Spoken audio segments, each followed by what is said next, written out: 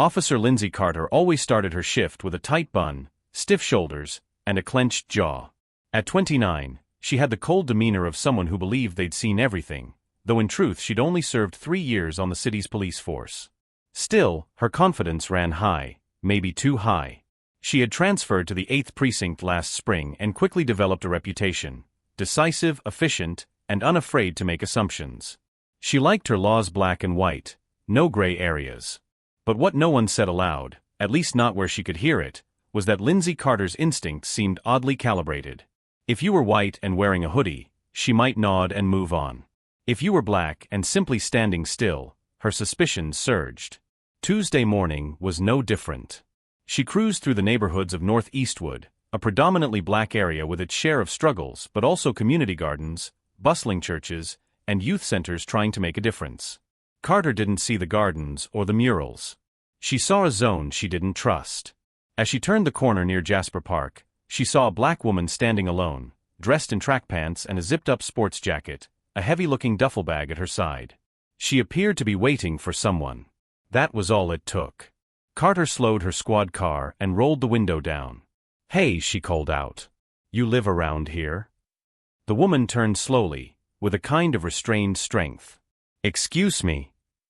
"You heard me. You live in this neighborhood." The woman raised an eyebrow. "Is there a law against standing in a park now?" Carter's tone sharpened. "I'm asking you a question." "And I'm telling you," the woman said, "that you're asking it for the wrong reasons." Carter didn't respond. She stepped out of her cruiser. "What's in the bag?" Carter asked. "Equipment," the woman said. "What kind of equipment?" "Personal." Her answers were calm, measured. There wasn't the fear Carter expected. Just disappointment. "I'm going to have to look inside that bag," Carter said. "No," the woman replied. That stopped Carter. "Excuse me. You don't have probable cause. You don't have reasonable suspicion. And unless you plan to detain me illegally, I suggest you stop this." Carter stiffened. "I'm a police officer. And I'm a citizen. With rights." The woman reached into her jacket slowly, carefully. Carter's hand went to her holster, but all the woman pulled out was a wallet. She flipped it open. Inside was a gold police badge. Carter blinked. "Captain Robyn Ellis," the woman said coolly. "Firearms Division. Special Training and Evaluation Unit." There was a long, terrible silence. Carter's face flushed a deep red. She looked at the badge again, this time properly. There it was, clear as day. Robyn Ellis. A captain.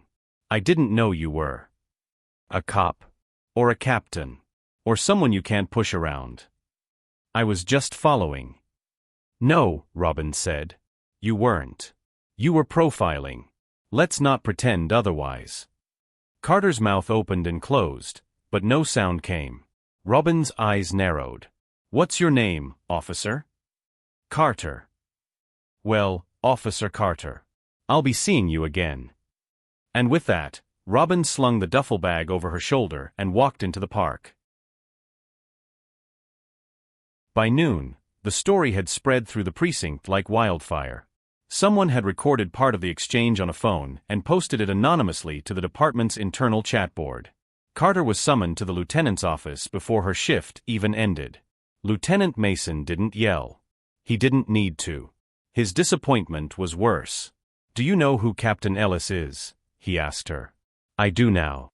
She's trained more officers than anyone in the tri-state area. She's a legend. Our best shooter. Former military. Medal of Valor. She took a bullet for a rookie 3 years ago. That rookie was me." Carter said nothing.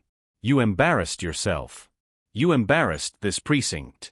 And more importantly, you showed exactly what kind of cop you are." "I didn't know." "That's the point. You didn't know. And you assumed. And you acted. And now, you're going to fix it." Carter shifted. "How?" "You're being reassigned." "To where?" "To Firearms Division. Effective tomorrow." Her mouth dropped open. "You're putting me under her?" Mason leaned forward. You need to learn what a real officer looks like. The Firearms Division facility was outside the city, an old military complex converted into one of the most rigorous training grounds in the region. Carter arrived at 7 a.m. sharp, expecting some kind of petty revenge. Humiliation. Instead, what she got was indifference. Robyn Ellis greeted her with a nod, no more.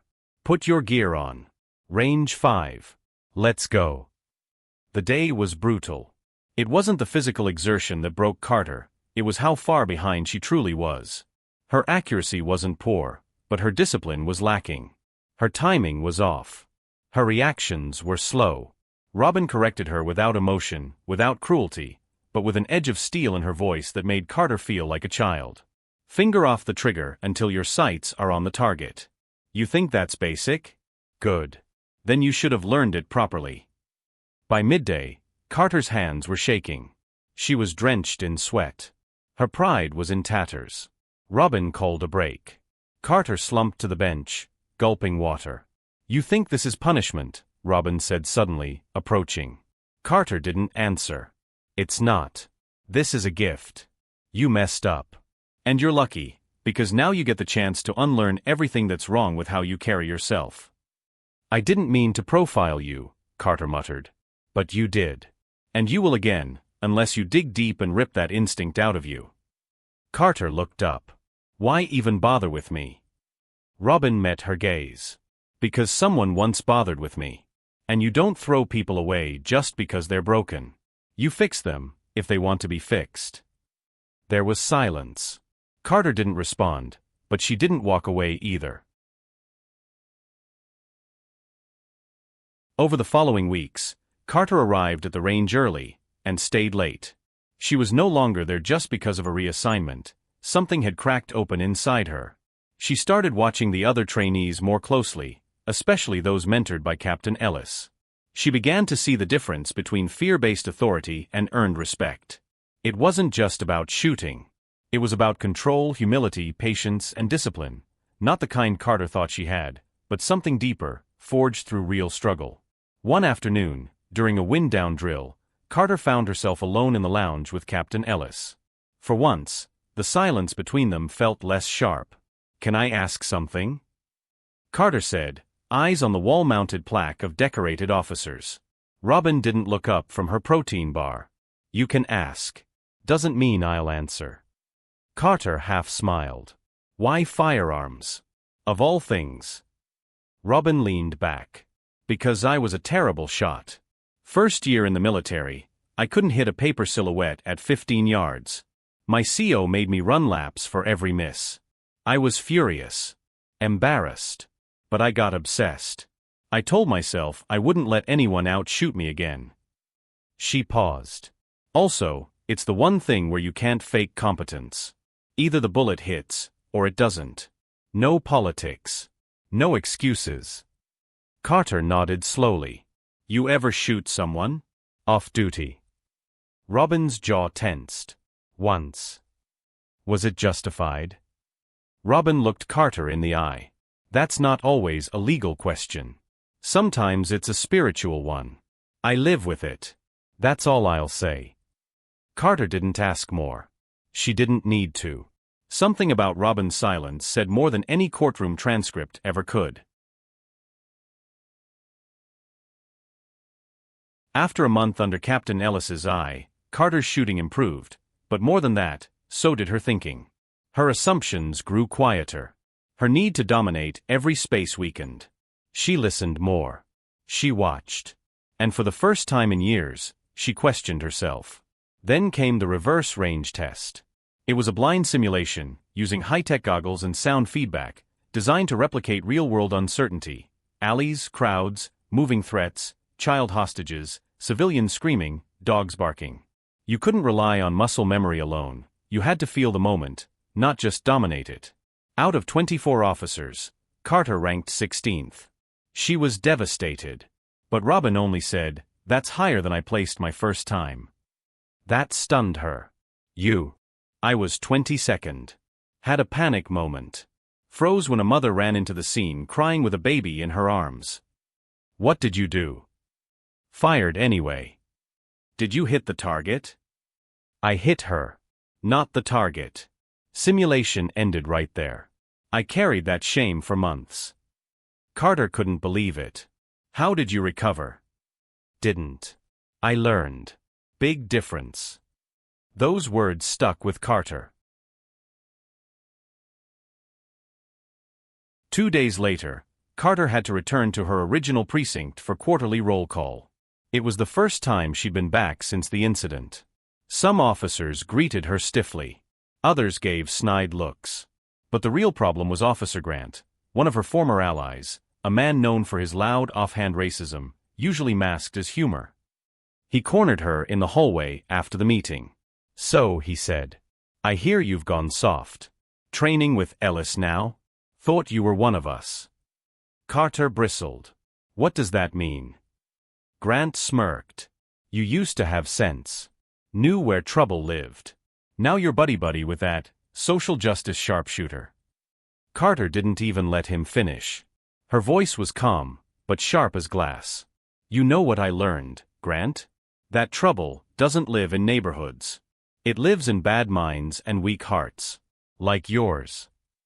She walked past him, not looking back. That was the moment Carter realized. She wasn't pretending to change anymore. She had changed. And there was no going back. The department hosted an annual firearms challenge open to all ranks. For the first time ever, both Captain Ellis and Officer Carter entered together, as a pair. Whispers filled the air. No way Carter keeps up with Ellis. She's just riding Ellis's coattails. But on the range, Carter was sharp. Focused. A different woman than the one who tried to search Ellis's bag 2 months prior. The final test was a partner simulation, alternating shots at randomized targets, with points lost for hesitation or overaggression. They moved like gears in a machine. Ellis issued subtle cues. Carter responded with grace and control. When the smoke cleared, they placed second out of 52 teams. Robyn turned to Carter, nodding with something close to respect. You made the right shots, she said. Carter smiled. I had the right teacher.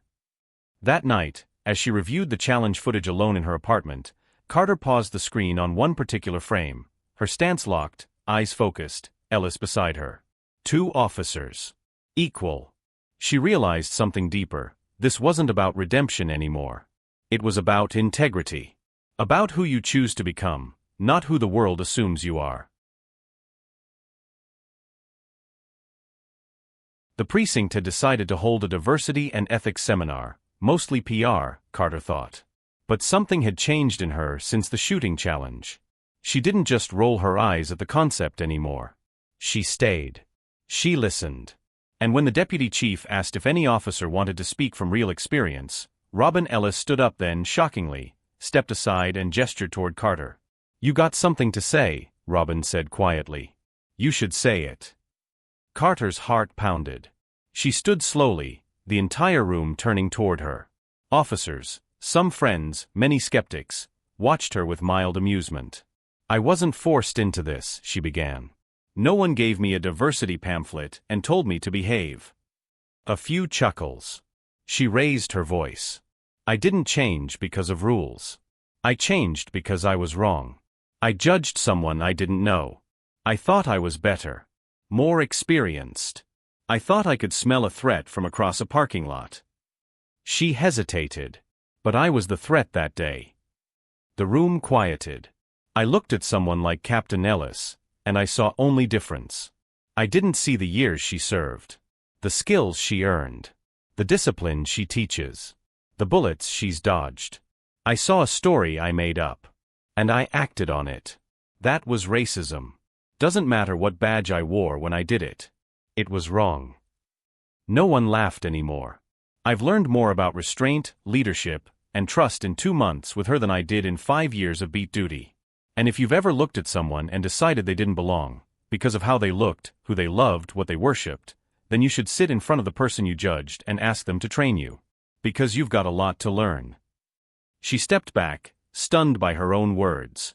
The room was still silent when Robyn stood and began clapping, slow, deliberate, unwavering.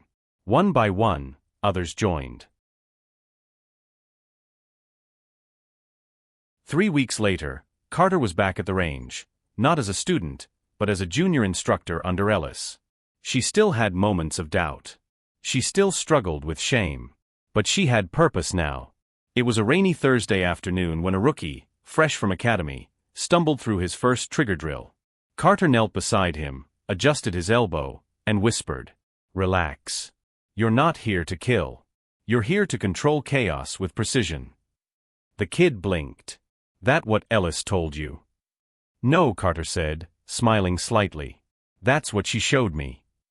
Later that evening, she and Robyn shared a coffee on the precinct balcony, watching the storm roll in.